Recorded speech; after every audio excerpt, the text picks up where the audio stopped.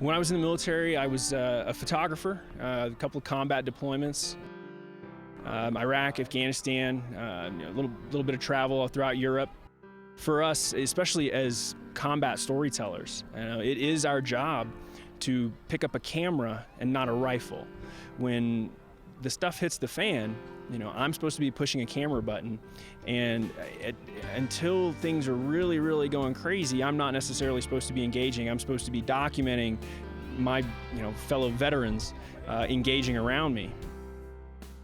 It became apparent to me that I was struggling with something when I came back from Iraq and was afraid to go and take photographs out in public places. Insomnia, aggression, overall general anxiety where your palms start to sweat uncontrollably, your heart starts to pound out of your chest, you can't think clearly, you start to get tunnel vision.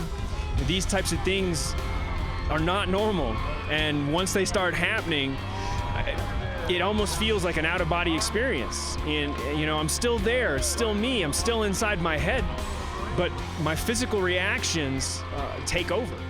I was considering taking my own life. As wonderful as my wife is, she's not a professionally trained counselor. She is my rock, she's my bed of support, but I had to seek professional help. Unfortunately, that also opened up a whole new rabbit hole with drug therapy and very different and experimental types of therapy that it might put a Band-Aid on it, but we need more events like the Warrior Games. The Warrior Games is something that will change lives. It already is, it already has. Because of the swagger that we all have to try to develop over our years of training and years of service, it can be a very large challenge because there's a stigma associated with seeking help. Those of us with the unseen wounds still have a massive amount to gain from participating.